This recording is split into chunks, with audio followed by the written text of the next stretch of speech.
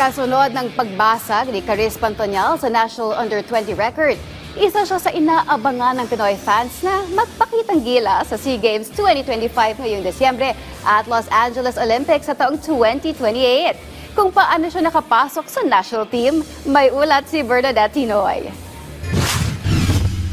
Matapos basagin ng National Under-20 record sa 400-meter event sa oras na 47.33 seconds sa Taiwan Athletics Open 2025, patuloy ang paggarangkada ng karera ni Charis Pantonial dahil siya rin ang pinakabatang miyembro ng pambansang kuponan. Sa edad na 18, ilang gintong medalya na ang nabulsa ni Charis, kung saan hinirang pa siyang MVP sa nakaraang UAAP Season 87 Junior Boys Division. Sa panayam ng PTV Sports, ikinuwento ni Charis ang suportang natanggap niya mula sa national team members.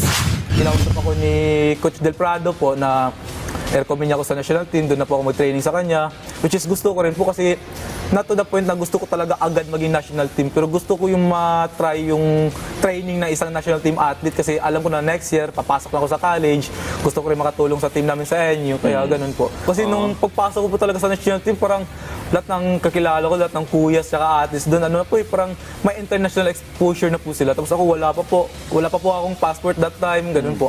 So parang lalo po ako nagsikap po, ginawa ko po sa inspiration po na one day na dapat makasabay na ako sa inyo. Bukod naman sa 400 meters, sumasalang din si Charis sa 100 meter, 200 meter, 110 meter hurdles at mixed relays, kaya naman doble rin ang kanyang pag-iensayo upang makapagbigay karangalan sa bansa.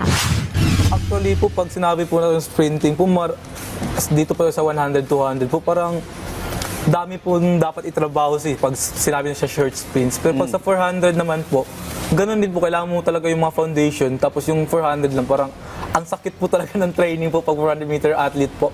Like, almost every day po ako pag nagte-training, after mag-training, susuka po talaga ako, ganun po ako. Kasi gusto ko po talaga ma-push yung sarili ko to the limit po eh. I don't want to settle na lang po, nandito lang po ako. Samantala, 3 taon bago ang napipintong 2028 Los Angeles Olympics, isa si Charis sa rising star na posibleng makapagbandera ng watawat ng bansa sa Olimpiada. Sa kabila nito, nais niya munang pagtuunan ng pansin ng mga paparating niyang laban, gaya ng Patafa Weekly Relay sa July at Southeast Asian Games sa Disyembre. Lahat po siguro or majority po siguro sa mga national team po is nangarap po talaga maging Olympian one day po. Ako naman po personally, syempre gusto ko po mag-qualify sa Olympic po. Pero as of now po, parang nasa long term na goal ko pa lang po siya. Kasi gusto ko po muna this UAP po, tapos SEA Games po, tsaka mag-qualify sa SEA Games, hopefully mag-medal, gan po. To break my personal record lang po talaga mismo po. Bernadette Tinoy para sa Atletang Pilipino, para sa Bagong Pilipinas.